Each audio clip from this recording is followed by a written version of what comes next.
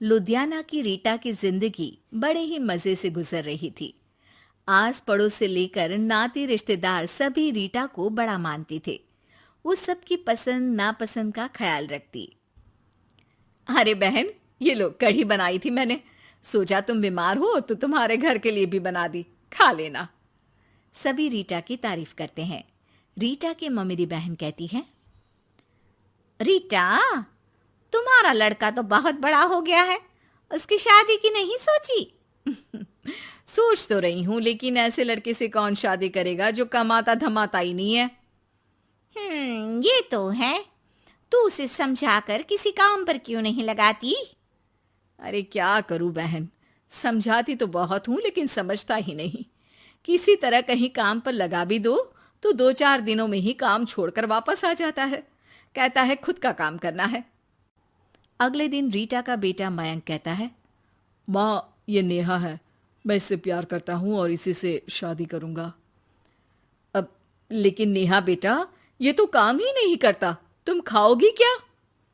माँ जी, आप जो खाएंगी वही मैं भी खा लूंगी, लेकिन शादी तो मयंक से ही करूंगी। रीटा नेहा और मयंक की शादी करवा देती है। हे जी, देखिए तो, ये हमारा भाग्य है कि शहर की इतनी प्यारी पढ़ी लिखी लड़की हमारी बहू बनी। हाँ रीटा, सही बोल रही हो, वरना कौन बिना काम धाम के लड़के से शादी करता है। नेहा सारा दिन घर में रहती और सास को देख देख कर जलती कुड़ती रहती। अरे नेहा, तू तो बहुत लक्की है जो इतनी अच्छी सास मिली। माँ की तरह तेरा ख्याल रखती है। नेहा बिना मन के हंसकर निकल जाती है। आए दिन नेहा को उसकी सास की तारीफ सुनने को मिलती। मयंक, तुम्हारी मम्मी बहुत चालाक है, सबको सम्मोहित करके रखी हुई है। कोई मुझसे पूछे कितनी झूठी औरत है तुम्हारी माँ।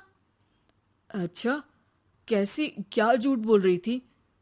अरे जिसे देखो वो कहता है तुम किस्मत वाली हो कि अच्छी सास मिली। क्या तुम लोग किस्मत वाले नहीं हो जो मैं मिली तुम लोगों को? अरे लेकिन यार, तुम्हें तो कोई जानता नहीं ना। तुम्हें तो लोगों को समझाना पड़ेगा कि तुम भी उतनी ही अच्छी हो जितनी की माँ है। उतनी? ना जी ना, मैं तो उनसे कहीं ज्यादा समझदार और गुणी हूँ। नेहा अपनी माँ को फोन कर सारी बात बताती है। अरे देख, तुझे सबके सामने अपनी सास को गलत साबित करना होगा। अगले दिन नेहा हाथ में टूथपेस्ट लगाकर घर के बाहर खड़ी होती है कि पड़ोसन उससे पूछती है, अरे नेहा बेटा, क्या हो गया? ताई, क्या बोलूं मैं? मेरी सास से मत कहना ताई जी, मेरी सास ने गुस्से से जला दिया। मैं नहीं मानती, रीटा तो बड़ी ही भली औरत है। मेरा पति कोई काम नहीं करता ना, सारा सारा दिन ताने देती रहती है। कहती है तुझे खाना तभी दूंगी जब घर का सारा काम करेगी। पड़ोसन को नेहा पर तरस आ जाता है। वो सब जगह नेहा की कही बात फैला देती है। एक पड़ोसन दूसरी से कहती है, रीटा तो बड़ी ही खराब औरत निकली।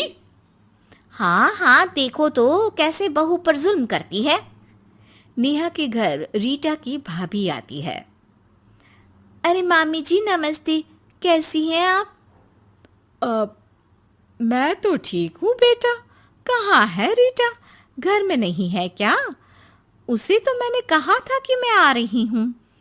अब क्या बताऊँ मामी जी, मुझे तो डॉक्टर के पास जाना था, लेकिन फिर भी मैं रुकी कि आपको घर आना है। मम्मी जी को तो कोई फिक्र ही नहीं है।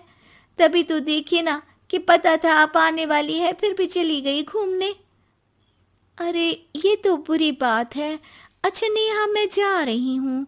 रीटा आए तो बोल देना कि भाभी नाराज होकर चली गई हैं। रीटा वापस आती है तो उसे भाभी नहीं मिलती। अरे नेहा, तूने रोका नहीं मामी को? बोला नहीं कि मंदिर गई हूं मैं? अरे मम्मी जी, मैंने तो उन्हें बोला कि आप बस आ ही रही हैं, लेकिन वो नहीं मानी और चली गई। मामी भी सभी रिश्तेदारों में रीटा की बुराई फैला देती है। अब जो रीटा सबकी लाडली हुआ करती थी, वो सबकी आंख में खटकने लगी। रीटा को समझ नहीं आता था कि जो पड़ोसी उसे हमेशा प्यार से बुलाते थे, वो उसके सामने आते ही दरवाजा क्यों बंद कर देते हैं।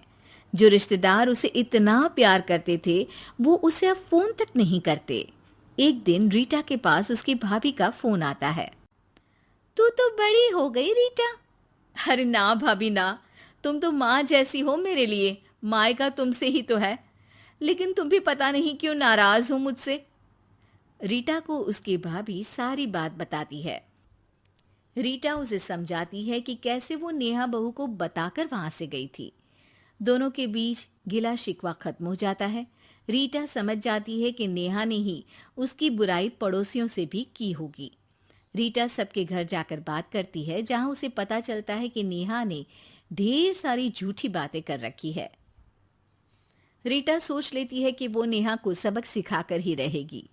नेहा, तेरे ससुर जी रिटायर हो रहे हैं, तो अब तू और मयंक कहीं और घर देख लो। अरे कैसी बातें कर रही हैं सासू माँ, ये तो कोई काम नहीं करते, हम कहाँ जाएंगे। तभी वो पड़ोसन आ जाती है। अरे नेहा, अच्छा ही तो है, तेरी ऐसी सास से छुटकारा मिल रहा है जो तुझे बात बात पर जला देती थी ना।